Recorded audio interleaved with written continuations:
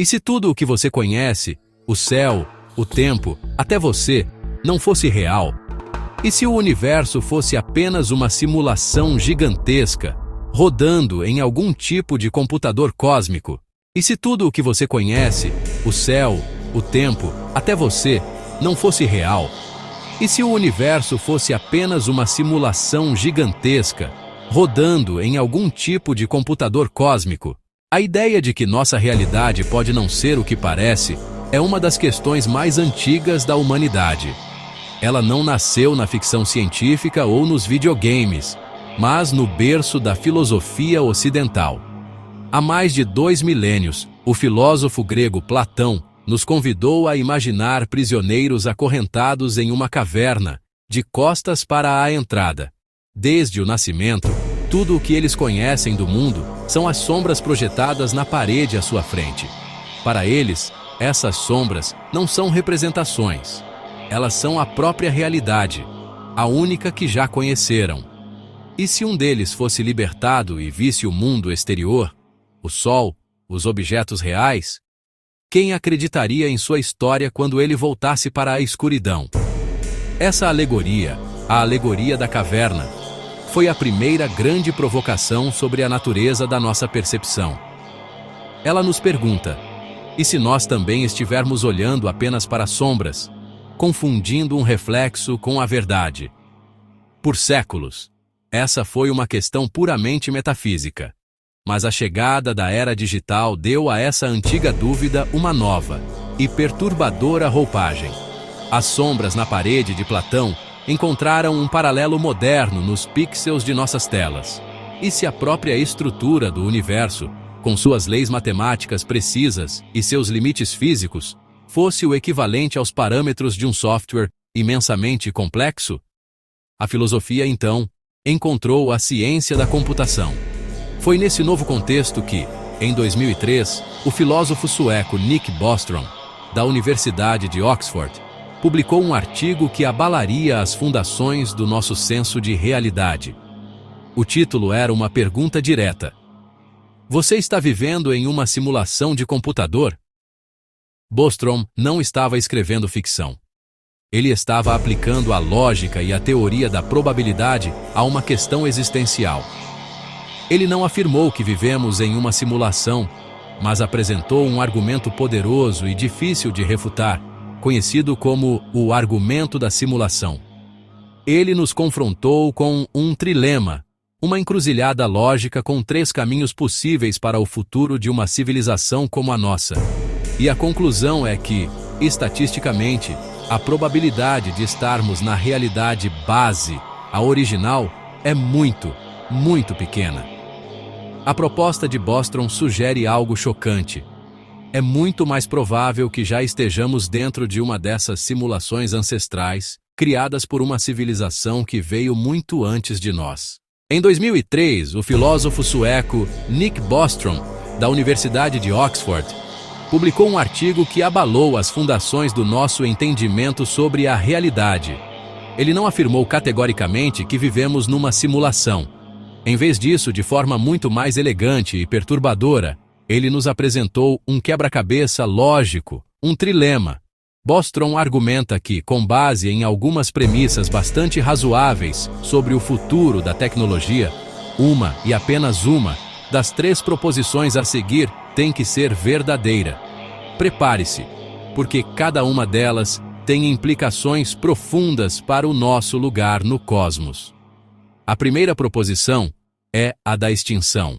Ela sugere que a fração de civilizações no nosso nível de desenvolvimento que sobrevivem para alcançar um estágio pós-humano, um ponto onde teriam capacidade computacional para rodar simulações de ancestrais, é praticamente 0. Isso significa que quase todas as civilizações se autodestroem antes de chegar lá. Seja por guerras, desastres climáticos, pandemias ou o mau uso de tecnologias poderosas.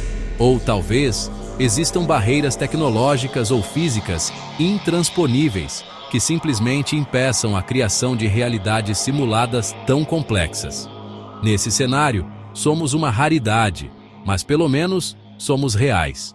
A segunda opção é a da convergência de interesses. Bostrom diz que talvez civilizações pós-humanas até tenham esse poder computacional imenso, mas simplesmente não se interessem em criar simulações de seus ancestrais. Talvez considerem isso eticamente errado, uma espécie de prisão digital. Ou talvez achem entediante, preferindo explorar outras formas de existência ou conhecimento que nem conseguimos imaginar. Se todas, ou quase todas, as civilizações avançadas seguem esse mesmo caminho e decidem não criar simulações, então, novamente, as chances de estarmos em uma são praticamente nulas. E então chegamos à terceira e mais famosa proposição. Se as duas primeiras forem falsas, ou seja, se civilizações sobrevivem e se interessam em rodar simulações de seus ancestrais, então a conclusão lógica é inevitável. Haverá um número astronômico de realidades simuladas, povoadas por consciências como a nossa. Pense nisso. Para cada universo, base real, poderiam existir bilhões de universos simulados. Se esse é o caso, a matemática da probabilidade se torna esmagadora. A chance de estarmos no único universo original, em vez de uma das incontáveis simulações, seria infinitesimal. Portanto, estatisticamente, a conclusão mais provável é que estamos quase certamente vivendo dentro de uma simulação de computador agora mesmo. Se a nossa realidade for uma construção, uma simulação de complexidade inimaginável, ela deixaria pistas? Muitos físicos e filósofos acreditam que sim, e essas pistas não estão escondidas em galáxias distantes, mas tecidas na própria estrutura do nosso universo, visíveis para quem ousa olhar mais de perto. São anomalias súbitas, regras que parecem demasiado perfeitas, limites que parecem arbitrários. A primeira e talvez mais profunda dessas pistas é a linguagem universal da nossa realidade, a matemática. Por que é que o universo obedece a leis físicas que podem ser descritas por equações matemáticas elegantes? Da gravidade que une as galáxias ao eletromagnetismo que ilumina as nossas cidades.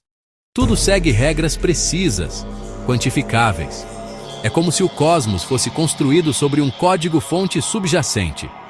Físicos como Max Tegmark argumentam que o nosso universo não é apenas pela matemática, ele é uma estrutura matemática. Esta ordem intrínseca, esta previsibilidade codificada, é exatamente o que esperaríamos de um universo programado. A realidade parece menos um acaso caótico e mais um sistema operativo de extraordinária sofisticação. Depois, há os limites. Todo o sistema computacional tem um limite de velocidade, um teto para a rapidez com que pode processar informação. No nosso universo, esse limite é a velocidade da luz. Nada pode viajar mais rápido do que os quase 300 mil quilômetros por segundo. Por que deveria existir um limite de velocidade cósmico tão absoluto? Para os defensores da simulação, a resposta é óbvia. A velocidade da luz não é apenas uma constante física, é o limite de processamento do computador que executa o nosso universo. É a taxa máxima de atualização da nossa realidade, o clock speed do cosmos. Mas a pista mais estranha de todas vem do mundo quântico, o nível fundamental da realidade. Aqui, as partículas parecem não ter propriedades definidas até serem medidas ou observadas. Um eletrão não está num lugar específico, existe como uma nuvem de probabilidades. Só quando o olhamos é que ele decide onde está. Este é o famoso efeito do observador. Por que é que a realidade se comportaria desta forma? Uma explicação é que o universo está a otimizar os seus recursos. Seria computacionalmente muito caro simular a posição e o estado de cada partícula no universo a todo o momento. Em vez disso, o sistema só renderiza a realidade em alta definição quando um observador consciente a solicita. É como um videojogo avançado que só carrega as texturas e os detalhes da área que o jogador está a explorar, deixando o resto do mapa num estado de baixa resolução ou por definir. Nós, os observadores, estaríamos a forçar o universo a renderizar a realidade em tempo real, simplesmente ao vivermos nela. Se tudo é simulado, o cérebro pode ser o nosso player. A consciência seria a forma como interagimos com esse código. Talvez o mundo físico seja apenas a interface de algo muito mais complexo. Se o universo é uma simulação, isso muda tudo. A morte seria apenas o fim do programa. O tempo, uma sequência de quadros.